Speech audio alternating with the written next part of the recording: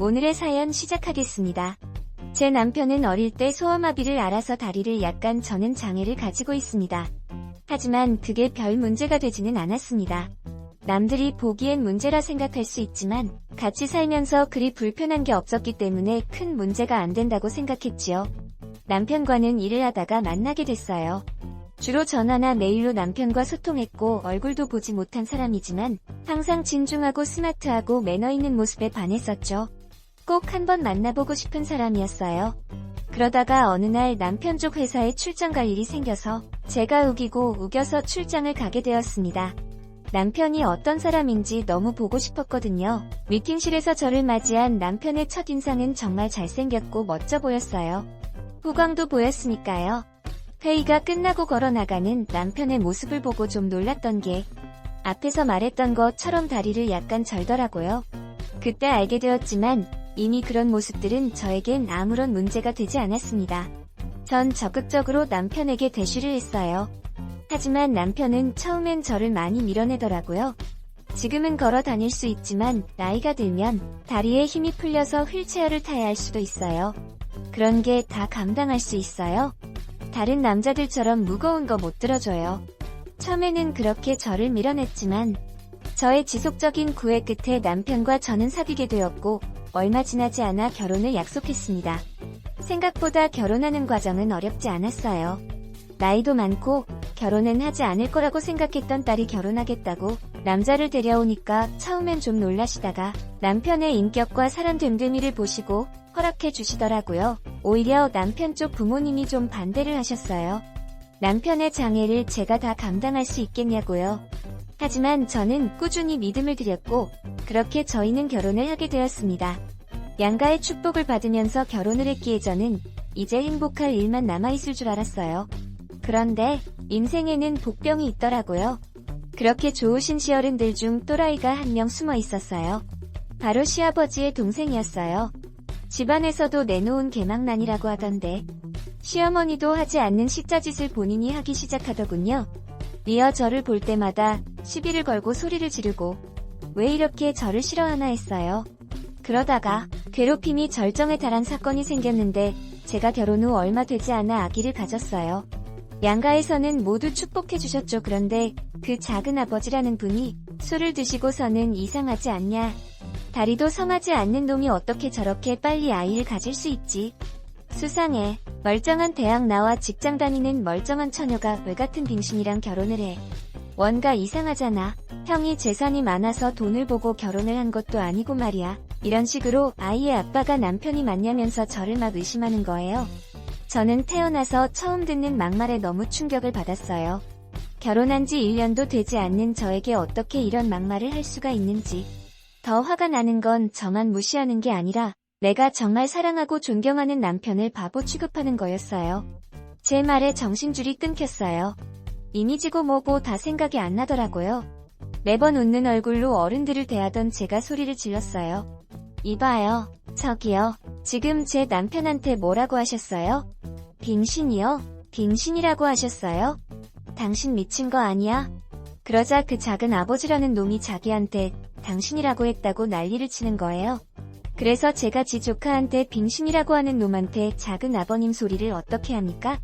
어디서 그딴 말을 짓거리세요. 저 사람이 댁한테 뭐 보태달라고 한 적 있어요? 아주 난리를 쳤어요. 저희 시어른들 다들 놀래서 아무 말도 못하더라고요. 작은 아버님은 워낙 개차반이다 보니 집안에서 그동안 아무 말도 하지 않고 참고 지내셨다고 해요. 그냥 저러다 말겠지 하고 놔둔 거죠. 그런데 제가 겁도 없이 대든 거예요.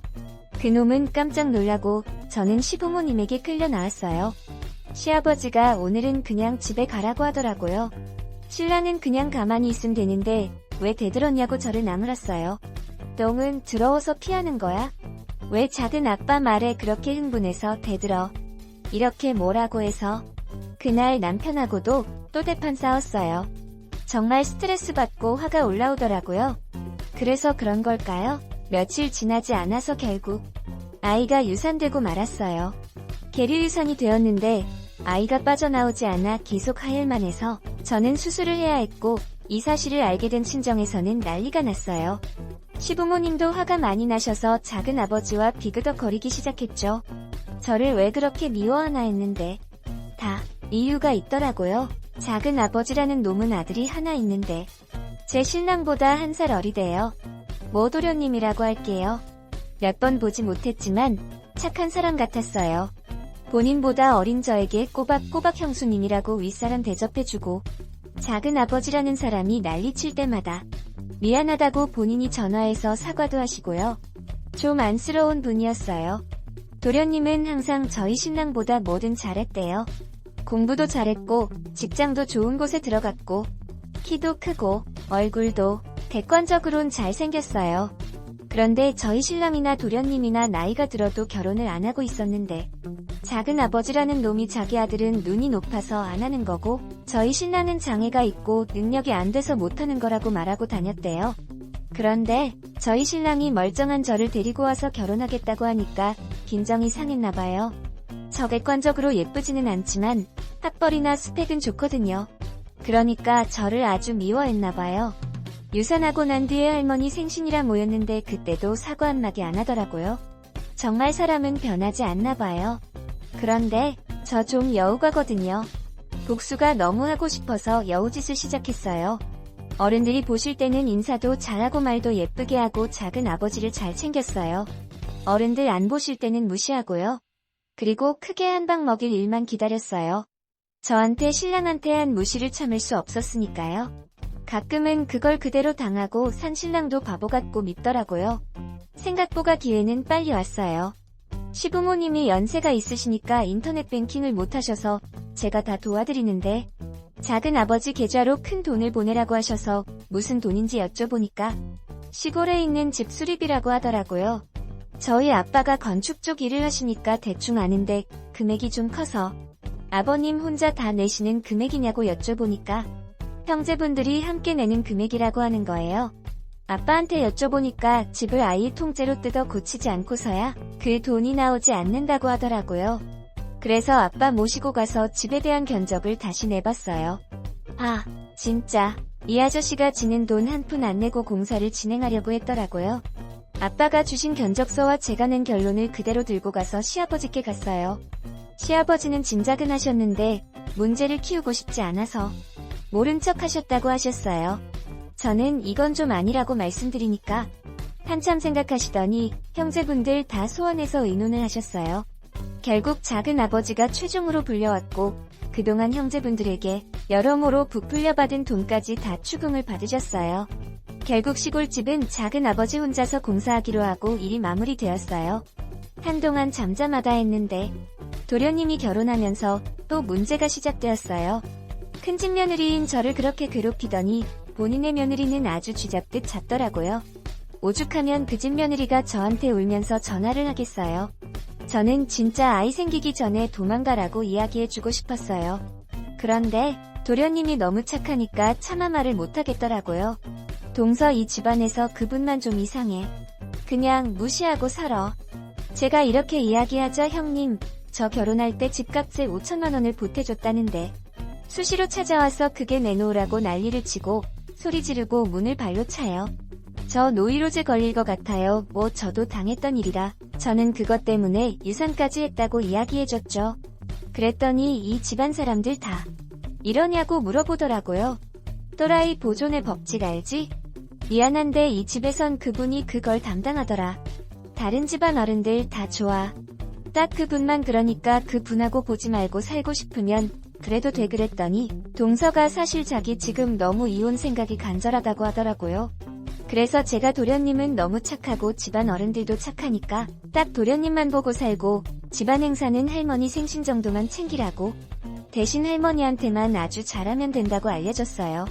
그러면 다 동서 편 들거라고요. 동서는 만일 제가 다른 어른들도 다 이상하다고 했으면 이혼했을 거라고 하더라고요. 도련님이 자기 아빠 닮아서 나중에라도 이상해지면 어쩌나 하는 걱정이 제일 컸던 것 같아요. 덕분에 동서는 도련님하고 이혼하려는 마음을 접고 자기기 시아버지랑 인연을 끊고 사는 것으로 방향을 정했어요. 그리고 곧 작은 아버지랑 연을 끊고 살더라고요. 동서는 집안 행사에 참석하지 않았어요. 하지만 제가 알려준 대로 할머니 생신 때는 먼저 가서 뵙고 용돈도 드리고 오더라고요. 다른 어른들 생신이나 모임도 전화로나마 챙기고요. 그러니 어른들은 동서를 욕하는 것이 아니라 작은 아버지를 욕하더라고요. 그렇게 싹싹하고 예쁜 아이가 오죽하면 인연 끊고 살겠냐고. 그놈이 나쁜 놈이다 하시면서요. 저는 이 말 그대로 동서한테 전해졌고요. 그러다 동서가 임신을 했어요. 이번에 예쁜 아이를 낳았는데 딸을 낳았거든요. 남의 아이이지만 정말 예뻐요. 저는 매일 사진도 보고 동영상도 보는데 작은 아버지는 정작 자기 손녀 얼굴 딱 2번 봤다고 하네요. 동서가 절대 사진도 보여주지 않고 아이도 보여주지 않겠다고 해서 볼 수가 없대요. 그게 보여주는 순간 도련님한테 이혼할 거라고 했다고 하니 도련님도 보여줄 수가 없죠. 돌잔치도 작은 아버지만 못 오셨어요. 어떻게 알았는지 요즘은 작은 아버지라는 분이 저한테 자꾸 전화해서 동서 좀 설득해보라고, 더하고 좀 친하지 않냐고 하는데 제가 왜 그래야 하나요? 맘을 곱게 써야지. 사람 무시하고 괴롭히다가 벌 받은 거죠. 아들 며느리한테 버림받고 형제들한테 버림받고요. 너무나 보고 싶은 손녀 얼굴도 못 보고요. 요즘은 어디가 아프신지 병원에 입원했다고 들었는데 아무도 병문안도 안 가네요. 뭐 이런 거 보면 쌤통이라고 해야 할지 불쌍하다고 해야 할지 참 사람이 이래서 마음을 곱게 써야 하나 봐요.